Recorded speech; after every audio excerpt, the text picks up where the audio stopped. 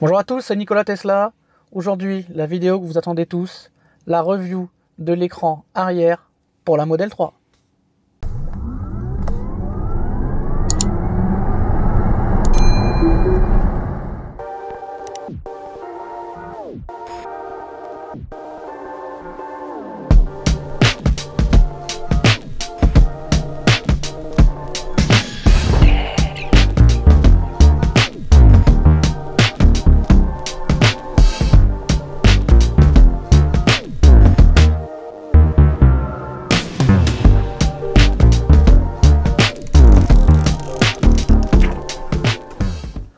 Donc comme vous l'avez vu dans la vidéo tuto que je vous mets là en fiche, j'ai récemment reçu de la part de Pimp My EV l'écran arrière qui vient un petit peu dans le style des Model S et Model X Plaid, qui vient à l'arrière pour pouvoir que les passagers puissent gérer la climatisation, avoir des vidéos, etc. Vous allez voir, il peut faire énormément de choses. Donc tout d'abord, ce que je vais vous montrer, c'est que l'intégration est vraiment parfaite, qu'il n'y a aucun souci au niveau des sièges, parce que j'ai eu beaucoup la question. Vous allez voir, franchement, l'intégration, elle est magnifique. Théo va nous montrer ça en image tout de suite. Alors, au niveau du siège, je vous avais dit qu'il n'y avait pas de souci. Vous avez vu, moi j'ai un profil, je suis déjà hyper reculé.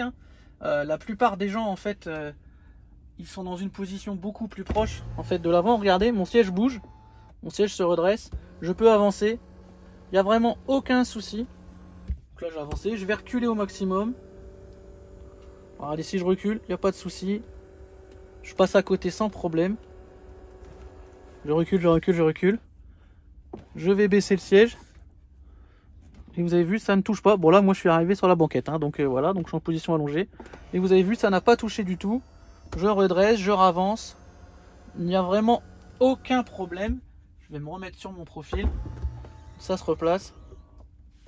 Et il n'y a vraiment aucun problème. Donc en fait, il y a différents menus au niveau de l'écran. Le premier menu qui vous intéresse, je pense, en grande partie, c'est le menu climatisation. Car en effet, les passagers arrière vont maintenant pouvoir gérer la climatisation directement depuis les places arrière. Alors je sais bien que l'application Tesla sur le téléphone peut aussi donner accès au siège chauffant, à éteindre ou allumer la clim. Mais là, c'est beaucoup plus fin dans le sens où vous allez pouvoir régler le flux vraiment comme vous voulez, régler les températures, régler les sièges, avec un accès direct sans sortir le téléphone, avec une superbe intégration, c'est quand même pas mal. Donc je vous laisse regarder sur l'écran, vous voyez, c'est quand même super beau.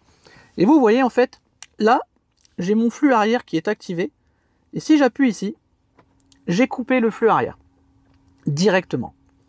Je peux le réactiver,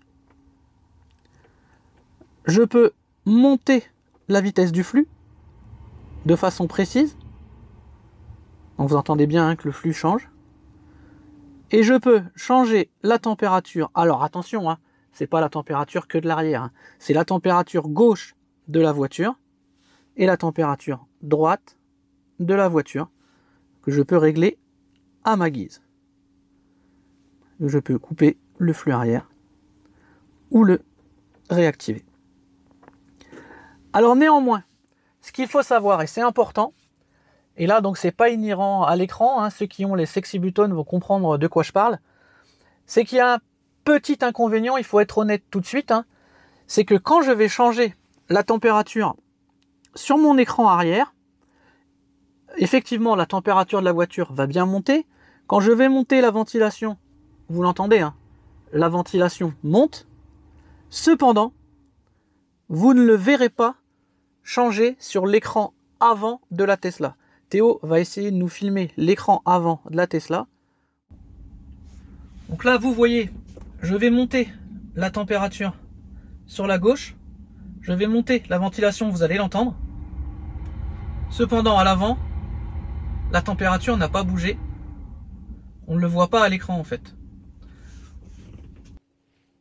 Vous voyez, si je suis en climatisation ici, si je monte sur l'écran, donc là je suis passé en 5, je ne le vois pas ici. Cependant, je l'entends que ça a modifié parce qu'en fait, l'information ne va pas dans ce sens-là. Ça, c'est vrai que c'est assez dommage. Par contre, l'écran reste prioritaire. C'est-à-dire qu'il suffit que je vienne modifier sur l'écran et ça vient modifier à l'arrière. C'est-à-dire qu'en fait, c'est l'écran avant qui est au prioritaire. Donc là, vous voyez, si j'avance sur l'écran, ça va bien changer ici. Par contre, dans l'autre sens, si je baisse, vous entendez bien hein, que la ventile a baissé.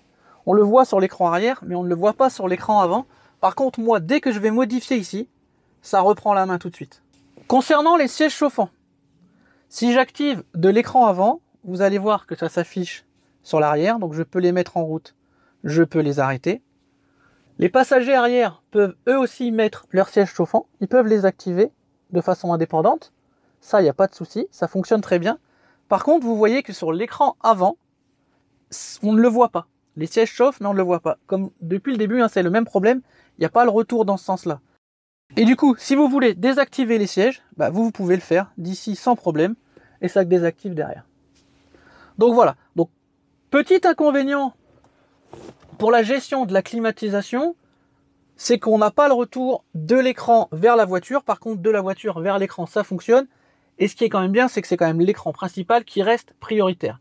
Donc super sympa quand même pour les passagers arrière, parce que le gros avantage quand même qu'ils ont, c'est de pouvoir activer ou désactiver leur flux sans vous dire « Papa, tu peux mettre la ventilation derrière ». Là, vous êtes tranquille, ils peuvent le faire eux-mêmes, la couper ou la désactiver.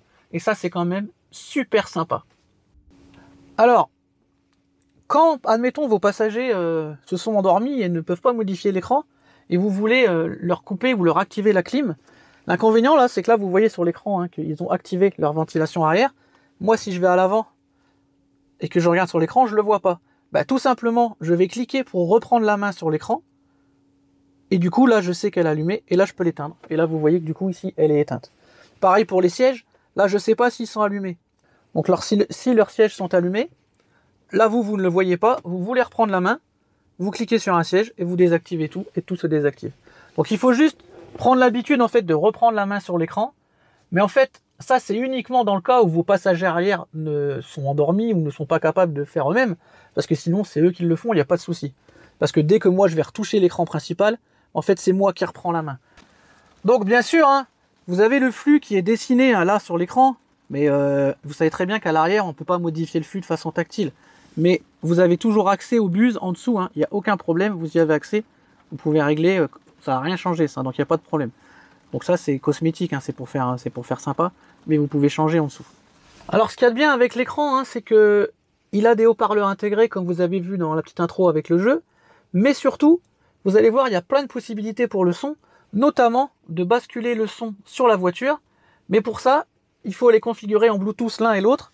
Donc hein, vous allez dans le menu Bluetooth, vous faites connecter l'appareil. Donc nous, on a déjà fait la manipulation, donc c'est le Android BT2798. Je connecte et les appareils vont se connecter ensemble. Et là maintenant, le son sortira de l'appareil parce que là, il s'est connecté normalement. Alors, le gros intérêt de cet écran, hein, en plus de la gestion de climatisation, c'est toute la partie multimédia que ça va amener à vos passagers à l'arrière. Donc en fait, bon déjà ce qu'il faut savoir, c'est que vous pouvez brancher sans aucun souci un disque dur. Alors, s'il est en USB-C, c'est le plus pratique, mais néanmoins, vous pouvez utiliser un hub USB-C et brancher ensuite un disque dur dessus.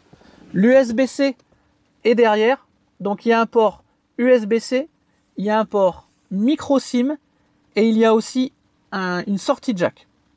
Donc le port micro SIM est super intéressant parce qu'en fait vous pouvez lui intégrer une puce 4G, 5G qui lui permettra d'être complètement autonome. Là vous avez vu, hein, moi je me suis mis en partage de connexion avec mon téléphone, c'est ce que la plupart d'entre vous allez faire. Donc il n'y a aucun souci, ça marche très bien, mais si vous avez une puce 4G supplémentaire, ça peut faire l'affaire aussi. Le port USB-C permet effectivement de brancher des appareils dessus, et ça c'est quand même hyper pratique.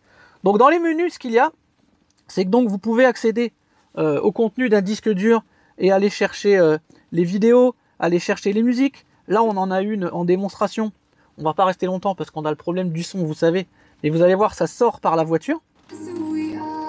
Et je peux directement venir changer le son, et ça fonctionne très bien au niveau des enceintes.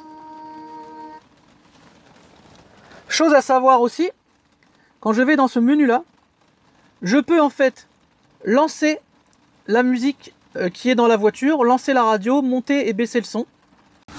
Donc si vous êtes en train de regarder ou de lire quelque chose sur la Tesla, par exemple, je vous conseille d'aller vous abonner au super podcast de la chaîne Xav Tesla.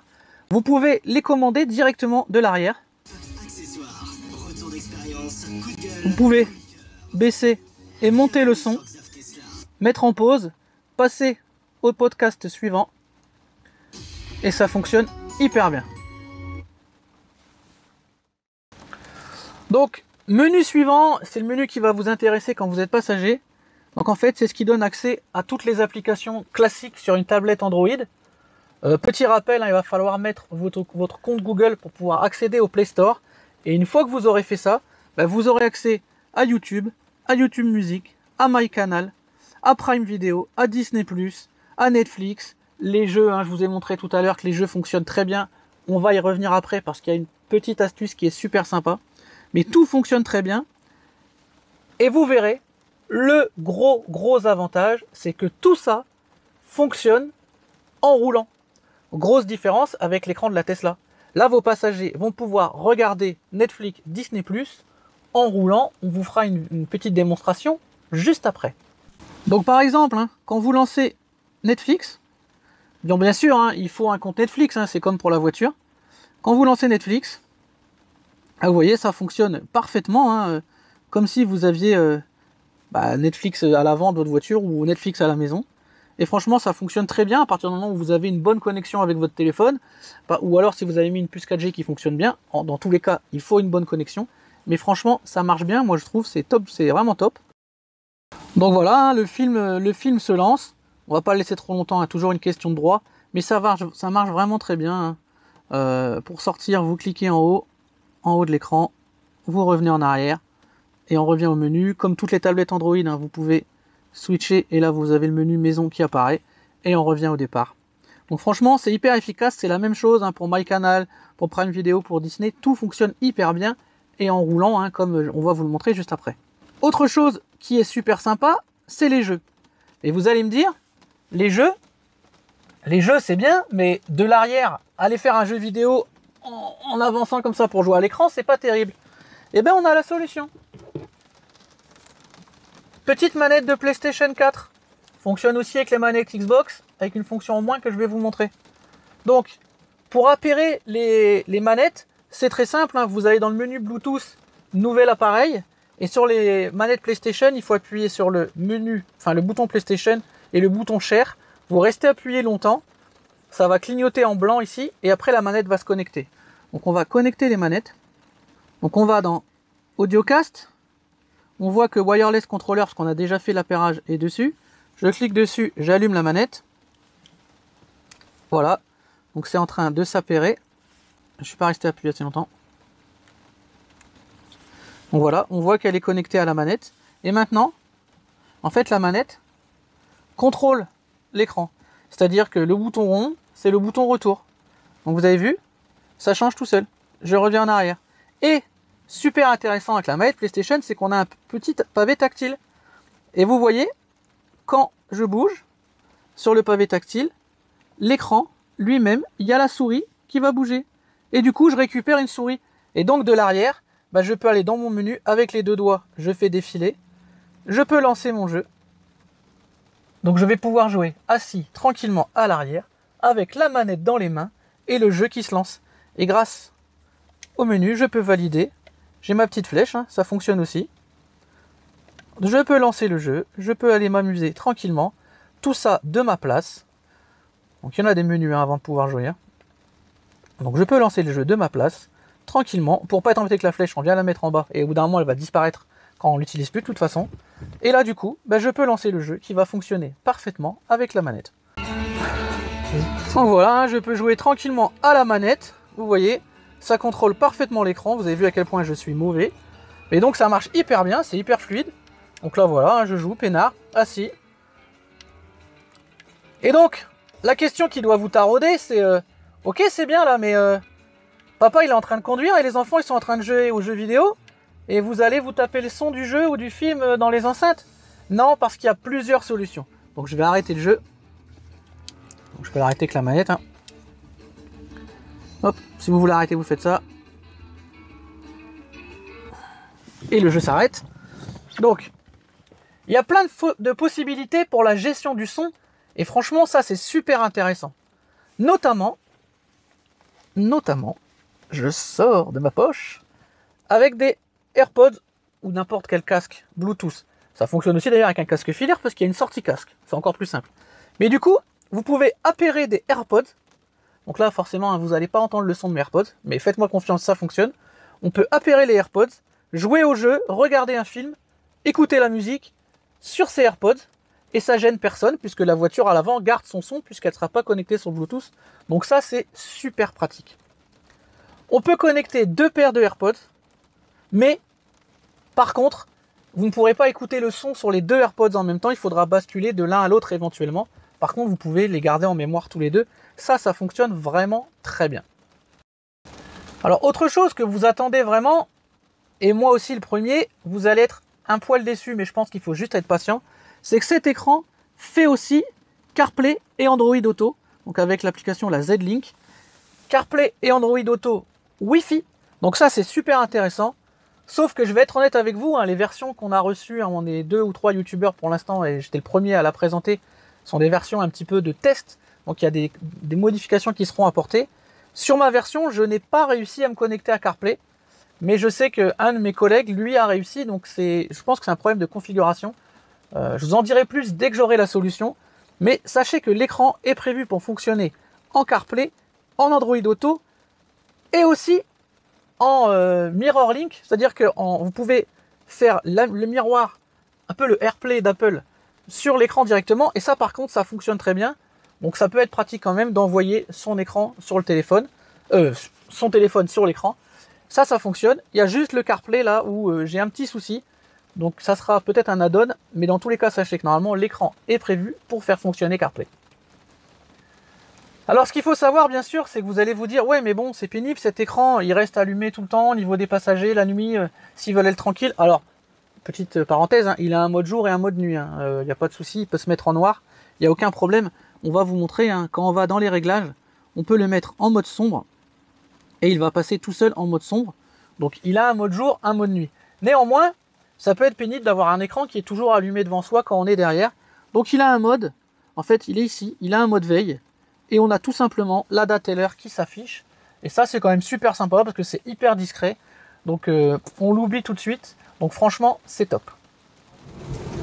Alors, comme vous le voyez, Théo, il est en train de regarder le film derrière. Et moi, je suis en train de rouler. Il va pouvoir confirmer en filmant qu'on est en train de rouler. Donc, il est en train de regarder le film. Il y a le son dans la voiture. Parce que là, on a choisi de vous montrer qu'il y avait le son.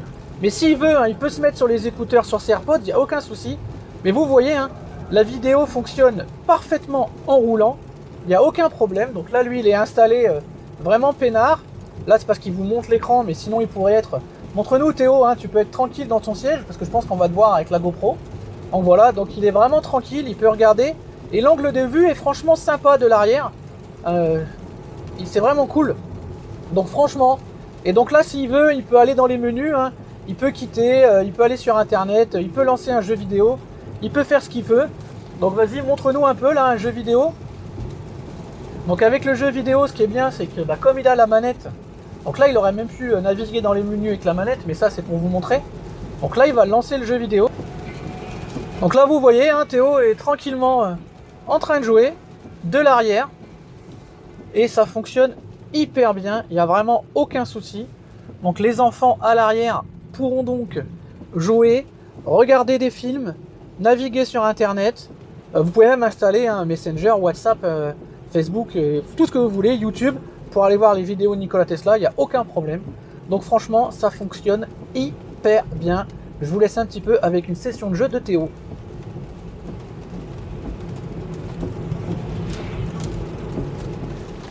Alors, tout n'est pas rose quand même sur cet écran, il faut être honnête. Bon, ce sont des pré-versions, donc j'espère que ça sera arrangé. On fait remonter les bugs au constructeur. Mais il faut savoir par exemple qu'il y a un bug qui est assez pénible. C'est qu'à chaque fois que l'écran redémarre, il se met en chinois. Mais heureusement, on peut très facilement le remettre en anglais. Donc en fait, il faut aller dans le menu réglage. Et en fait, dans Display, ici vous avez Langage. En fait, quand vous allez revenir au début, quand il redémarre, quand vous allez dans le menu, dans ce menu-là, ben vous allez voir qu'en fait, ça sera comme ça. Ça sera en chinois. Ça sera comme ça. Donc en fait, vous venez, vous cliquez ici, et vous revenez sur English, tout simplement. Et donc là, il va rebasculer l'écran en anglais, et donc ça sera quand même bien plus facile pour vous. Donc ça, c'est le premier défaut. Comme toutes les versions de pré-série, il y a parfois des petits bugs, l'écran redémarre, des choses comme ça. Une chose à savoir qui est assez importante, hein, vous ne pouvez pas lancer un jeu sur l'écran avant avec l'écran arrière. En fait, quand la partie centrale de la Tesla lance le jeu, elle coupe l'écran. Est-ce que c'est un bug? Est-ce que c'est un problème de capacité? J'en sais rien, on le saura plus tard. J'ai fait remonter l'information, mais dans tous les cas, ne soyez pas surpris. Si vous lancez votre jeu sur l'écran avant, ça va couper l'écran arrière. À part ça, franchement, l'écran est très bien intégré, c'est hyper pratique. On peut regarder les vidéos en roulant, on peut naviguer bien sûr sur Internet, hein, parce qu'il y a accès à Google. Enfin, en fait, il y a toutes les fonctionnalités d'une tablette classique. Le fait de pouvoir intégrer une manette, notamment la manette PlayStation, et récupérer une souris, franchement, ça fait qu'à distance, c'est hyper confortable. Le fonctionnement des AirPods fait qu'on est vraiment aussi dans sa bulle à l'arrière. Donc vraiment, je trouve que cet écran, il a toute sa place. Il nous fait un peu penser au modèle S Plaid, ça nous manque dans la modèle 3. Donc moi, je suis vraiment hyper content de cet écran. Je suis d'accord avec vous, le tarif est assez élevé, faut pas se mentir. Néanmoins, hein, si vous utilisez mon code, l'écran, ça fait une belle remise parce qu'il y a déjà une remise au niveau du site. Si vous utilisez mon code, vous avez 15% encore de remise. Il y aura quelques frais de douane, hein, qui vont s'élever à peu près à 40 €. Ça, on ne peut pas y couper, hein, c'est la loi. Néanmoins, je pense que si vous avez les moyens, bien sûr, c'est toujours le problème, que vous avez envie de vous faire plaisir, l'intégration de cet écran est parfaite. Et encore un immense merci à Pimp My EV pour m'avoir fait confiance, pour être un des premiers, si ce n'est le premier au monde, à vous présenter cet écran. Dans tous les cas, le seul en Europe actuellement à avoir cet écran. Donc un énorme merci à Pimp My EV, hein, je vous mets leur site ici. Donc allez voir. Petit rappel, hein, mon code de 15% ne fonctionne pas que sur l'écran, il fonctionne sur tout leur site. Ils ont énormément de choses à vous présenter. D'ailleurs, petit clin d'œil aussi, hein, vous remarquez que l'écran que j'avais installé, le tout petit écran qui est là-bas, qui vient de mes amis de chez Arcoche, et ben il s'intègre aussi super bien parce que du coup on a l'impression d'avoir une petite Model S. On a un écran devant, on a un écran derrière, donc c'est vraiment, pour moi l'intégration commence à être vraiment cool. Donc n'hésitez pas, hein, à aller voir un peu les liens, tout ce qu'il y a dans les vidéos. Mais je vous conseille vraiment, si vous avez envie, personnaliser un peu de votre voiture, de retrouver des fonctionnalités supplémentaires, allez-y, foncez, l'intégration est vraiment parfaite. Donc je vous dis un grand merci, hein, pour tout le soutien que j'ai eu au niveau de l'écran, ça a vraiment fonctionné. Allez-y, partagez la vidéo. Et je vous dis à très bientôt pour d'autres exclus, d'autres tutos, d'autres vidéos sur la chaîne Nikola Tesla.